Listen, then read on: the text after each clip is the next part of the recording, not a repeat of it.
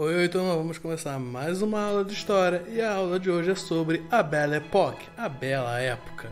A aula de hoje trata da segunda metade do século XIX, um período em que se desenrola a segunda Revolução Industrial e quando surge a Belle Époque, a época de ouro da burguesia.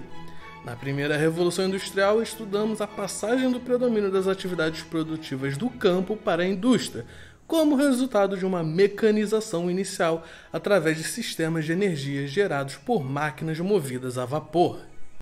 A siderurgia ainda engatinhava e os processos químicos usados na indústria estavam apenas começando a se desenvolver. A segunda Revolução Industrial, como ficou conhecida, transformou a matriz energética da máquina a vapor e da tração animal para a da máquina movida a energia elétrica, gerada pela queima de carvão mineral. E ela acabará na descoberta do uso de derivados de petróleo nos motores a combustão.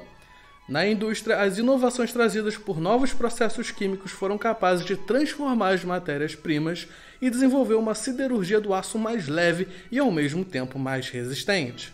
Para iniciarmos esta aula, então, proponho fazer uma reflexão sobre duas fotografias tiradas a uma distância de 50 anos uma da outra. Para quem não conhece, a fotografia é o resultado de um sistema muito simples que consiste na exposição à luz de uma superfície coberta por produtos químicos que tem a função de imprimir e fixar nela a imagem. A primeira das imagens é um daguerreótipo de 1839 e foi tirada por Louis-Jacques Daguerre no Boulevard du Temple, em Paris. O daguerreótipo foi o nome dado à imagem gerada pela invenção desse fotógrafo, que utiliza como suporte uma fina chapa de cobre coberta com um iodeto de prata. Após ser exposta à luz, essa chapa recebe a imagem impressa nela, revelada por um processo químico usando mercúrio. Esse processo demorado, que fornece um único exemplar por foto, foi utilizado até o início da década de 1860. A segunda imagem foi feita por volta de 1890 por um autor desconhecido do bairro do Cosme Velho, no Rio de Janeiro.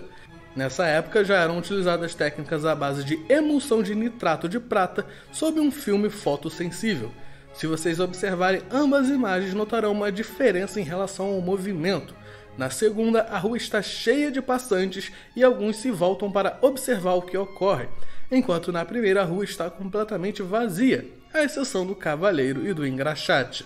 Qual será o motivo disso? Mais tarde voltaremos a esse assunto. Antes de tudo, vamos estabelecer uma distinção entre a primeira e a segunda Revolução Industrial. Convenciona-se delimitar o período da primeira entre meados do século XVIII até mais ou menos 1830.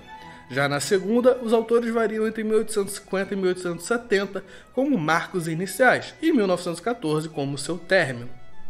O término do período é dado pela Primeira Guerra Mundial, quando a maior parte das transformações energéticas e produtivas já estava consolidada. Essa imprecisão quanto ao início reflete as diferentes temporalidades da industrialização em cada nação europeia. E se pensarmos no resto do mundo, nós deveremos estender ainda mais seu começo, pelo menos até a década de 1930. A Inglaterra, como já estudamos, foi o país protagonista da primeira Revolução Industrial, e somente quando ela estava praticamente concluída na Terra da Rainha é que a maior parte da Europa continental foi iniciar a sua. Na década de 1830, havia uma quantidade tão grande de trabalhadores industriais ingleses que eles já eram uma força representativa no parlamento. Na mesma década, a França, e apenas o norte dela, e a Bélgica recebiam com atraso as novas tecnologias da indústria siderúrgica e mesmo assim já se encontravam muito à frente da Alemanha, que nessa época não havia ainda constituído uma unidade territorial. Mas em um curto espaço de tempo a situação modificou-se completamente. Durante esses 20 anos, o desenvolvimento de dínamos mais eficientes permitiu o uso em larga escala da energia elétrica. Foram construídas as primeiras usinas elétricas movidas a carvão como fonte primária. Por outro lado, as inovações tecnológicas nos processos industriais permitiram um enorme progresso da siderurgia, que permitiu a fabricação de máquinas e de estruturas de ferros cada vez mais complexas, maleáveis e resistentes. Difundido a partir do centro siderúrgico da Inglaterra, em Sheffield, o processo patenteado em 1855 por Helwin Bessemer permitiu a produção de aço em larga escala, barateando seu custo de produção, trazendo rápido desenvolvimento da indústria siderúrgica para o resto do continente. O outro processo inovador foi o forno para a produção de aço desenvolvido por Carl Siemens da Alemanha, que começou a ser usado em larga escala por volta de 1870, alimentado com óleos e derivados de petróleo. A descoberta do processo químico de Siemens colocou a Alemanha como o país de ponta na tecnologia siderúrgica mundial ao final do século XIX. Alfred Krupp de Essen, a região industrial alemã no Vale de Ruhr, foi o pioneiro na utilização do aço para a fabricação de armamentos, como canhões de longo alcance. A empresa metalúrgica da família Krupp ingressará no século XX como sendo o maior conglomerado metalúrgico europeu e o maior fabricante mundial de armamentos, inclusive o famoso submarino U-Boot, largamente usado pela Alemanha na Primeira Guerra. Também na Alemanha deu-se o grande salto na descoberta de motores de combustão interna, como o de Rudolf Diesel, e com as invenções dos primeiros automóveis movidos a gasolina de Karl Benz e Gottlieb Daimler, o Mercedes-Benz. Porém, foi Henry Ford nos Estados Unidos quem popularizou o automóvel a partir de 1903, com a produção de veículos em série na sua empresa, a Ford Motors. Para isso, foi necessária uma nova forma de produção na indústria, baseada em uma metodologia serial e repetitiva, com um controle minucioso do tempo de cada atividade dos operários. Essa teoria administrativa dos recursos humanos foi desenvolvida pelo engenheiro norte-americano Frederick Taylor, por isso ficará conhecida como Taylorismo. A imediata aplicação por Henry Ford em uma linha de montagem levou ao Fordismo. Esse sistema permitiu o aumento da escala de produção, barateando o custo dos automóveis. Em 1908 aconteceu o lançamento do primeiro sucesso de vendas, o Ford T, no Brasil conhecido como Ford Bigode. A tecnologia do Fordismo-Taylorismo será exportada para todo o mundo e dominará a atividade produtiva industrial durante a primeira metade do século XX.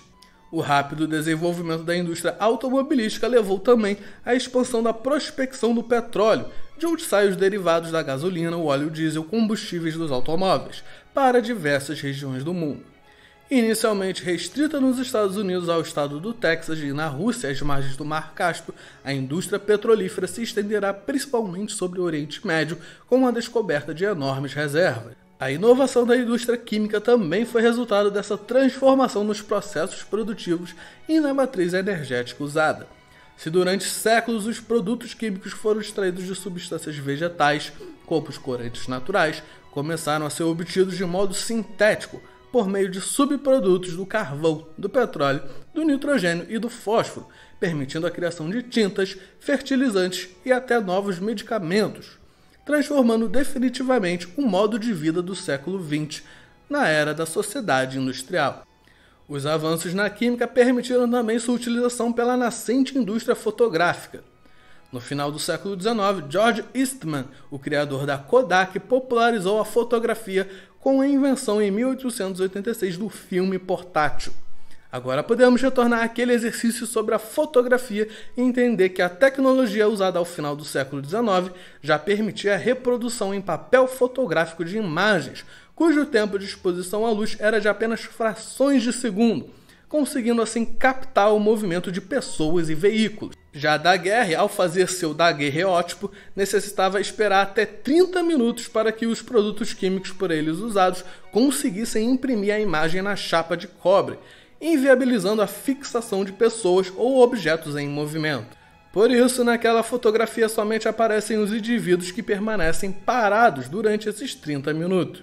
As exposições universais ou feiras mundiais ou ainda salões realizadas em centros de convenção e exposição tornaram-se os novos espaços de visibilidade dessas conquistas. Serviam de propaganda do modo de vida da burguesia, sendo os meios recorrentes até os dias de hoje para levar as novidades da indústria e as novas tendências de moda ao mercado. A primeira exposição mundial de produtos manufaturados, como não poderia deixar de ser, aconteceu em Londres, no Palácio de Cristal, em 1851. A partir dessa data, em quase todos os anos sucederam-se exposições mundiais até o presente.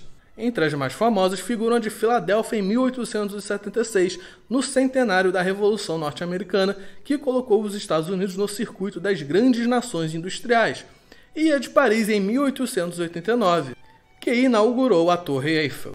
E quem não ouviu falar da Torre Eiffel? O maior símbolo da França também foi um símbolo do poder industrial francês. A torre de aço com mais de 314 metros de altura, projetada pelo engenheiro Gustave Eiffel, foi inaugurada durante as comemorações do centenário da Revolução Francesa, em julho de 1889, coincidentemente no mesmo ano de nossa República, denotando a progressiva influência da cultura francesa no Brasil.